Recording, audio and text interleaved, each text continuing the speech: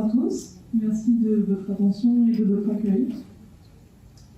Donc, avec notre groupe, notre première approche de travail sur Pointe-à-Pitre a été géographique, c'est-à-dire que nous avons travaillé sur la géologie, sur le littoral, le relief, l'hydrographie, la végétation, le climat, les risques, de manière à comprendre la modification du territoire en fonction du temps et aussi de l'occupation des sols par l'homme.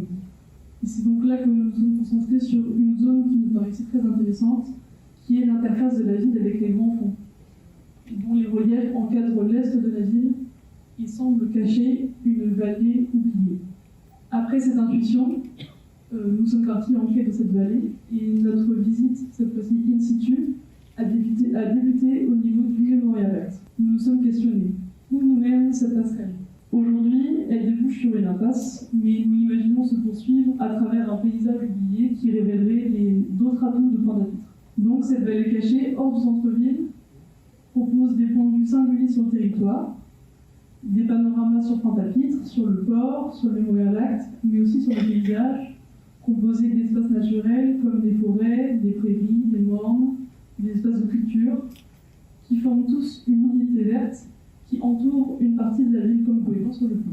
C'est aussi une zone qui est marquée par la rencontre entre la trame historique de Pointe-à-Pitre et les reliefs des grands fonds, ce qui donne lieu à des habitations et des circulations qui semblent chercher à s'adapter au paysage. Et donc, pendant nos visites, nous avons tenté de classer ces implantations avec différents cas de figure.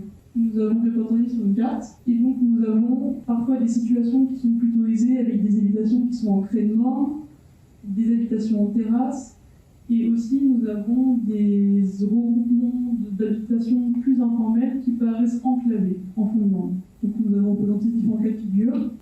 Aussi, ce qui est important pour nous de faire souligner, c'est qu'arpenter ce paysage, c'est marcher le long des crêtes ou passer l'ancienne voie ferrée qui transportait la canne à sucre jusqu'à l'usine d'Argousier. Pour nous, c'est aussi un atout.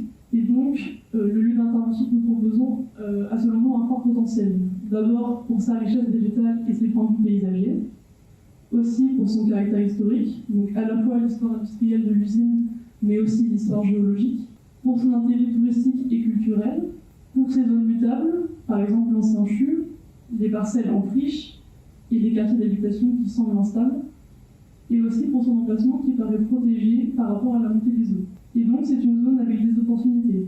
On voit une opportunité de créer un parcours touristique à travers ce paysage, de revaloriser les manières d'habiter dans la vallée, de changer le regard sur le paysage. Pourquoi pas de développer le concept de la ville touristique nourricière, de connecter des grands équipements comme le Memorial Act et d'autres grands équipements qui pourraient venir.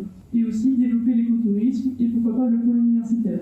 Donc en prenant en compte l'échelle de ce territoire et aussi les ressources de la ville, il nous a paru approprié de proposer un concept d'urbanisme transitoire, c'est-à-dire d'imaginer des transformations sur le court, sur le moyen et sur le long terme. Donc sur le court terme, nous souhaiterions créer un parcours qui permettrait de revaloriser le paysage, des friches, les vides, les modes d'habitation. Donc ça commencerait par tracer ce parcours, intervenir sur ces friches, sensibiliser les habitants et les touristes. Et donc ce principe de sentier métropolitain permet de transformer par la marche des lieux mutables et compliqués comme celui-ci, et aussi de faire intervenir les acteurs à différentes échelles, puisque c'est une zone qui est aussi hors de Pointe-à-Pitre. Ensuite, sur le temps 2, ça serait d'étendre le parcours. Donc nous avons le parcours ici. Sur le temps 2, nous souhaiterions étendre le parcours jusqu'à la parcelle de l'ancien CHU, qui pourrait faire l'objet d'un usage temporaire, accueillir pourquoi pas des ateliers d'artistes, ou alors des locaux pour des associations, et aussi mettre en place des installations d'architecture légère tout le long du parcours qui permettraient de proposer des abris, des terrasses, pourquoi pas des halles accueillant des expositions, etc.